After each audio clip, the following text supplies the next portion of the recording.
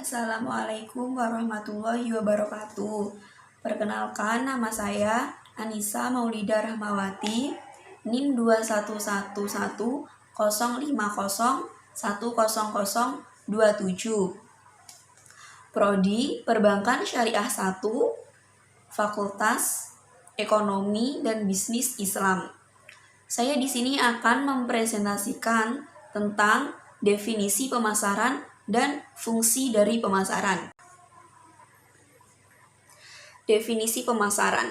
Pemasaran adalah suatu proses menyeluruh, terpadu, dan terencana yang dilakukan oleh sebuah organisasi atau institusi dalam melakukan usaha agar mampu mengakomodir permintaan pasar dengan cara menciptakan produk bernilai jual, menentukan harga, mengkomunikasikan, menyampaikan, dan saling bertukar tawaran yang bernilai bagi konsumen, klien, mitra, dan masyarakat umum.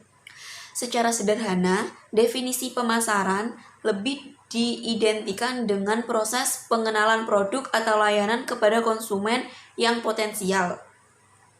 Adapun pengertian pemasaran menurut para ahli.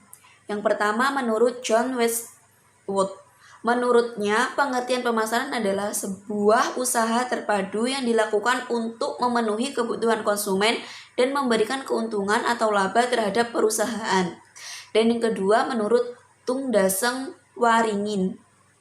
Menurutnya, pengertian pemasaran adalah media untuk mengkomunikasikan sebuah nilai tambah yang lebih tinggi.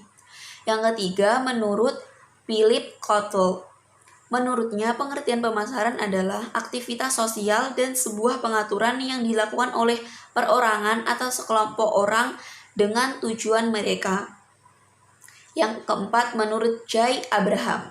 Menurut Jay Abraham, pengertian pemasaran adalah sebuah media untuk mencapai kesuksesan dengan cara memberikan pelayanan paling baik kepada konsumen.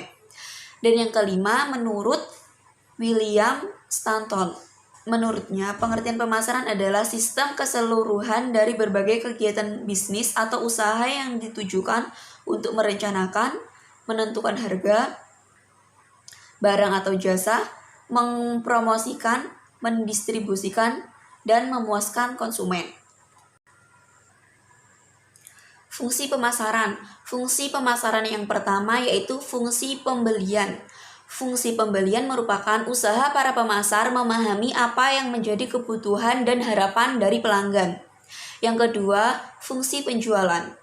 Fungsi penjualan merupakan kegiatan persuasif yang dicapai oleh pemasar melalui serangkaian promosi.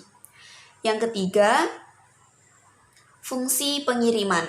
Fungsi pengiriman merupakan kegiatan pengiriman produk atau penyampaian jasa sesuai kebutuhan yang diharapkan oleh para pelanggan. Yang keempat, fungsi penggudangan. Fungsi penggudangan merupakan kegiatan penyimpanan produk di gudang dengan memperhatikan kegunaan waktu. Yang kelima, fungsi standarisasi. Fungsi standarisasi merupakan kegiatan pemisahan produk atau jasa yang ditawarkan kepada pelanggan sesuai dengan kualitas dan karakteristiknya agar mudah dipahami oleh para pelanggan. Yang keenam adalah fungsi keuangan. Fungsi keuangan sendiri merupakan kegiatan memfungsikan pemberian kredit atau cicilan bagi produk tertentu. Yang ketujuh, fungsi penelitian. Fungsi penelitian pemasaran digunakan untuk mencari informasi mengenai tren atau perubahan selera pelanggan. Dan yang terakhir, yang kedelapan, fungsi pengendalian resiko. Fungsi itu digunakan untuk pengambilan keputusan menghadapi resiko yang ada.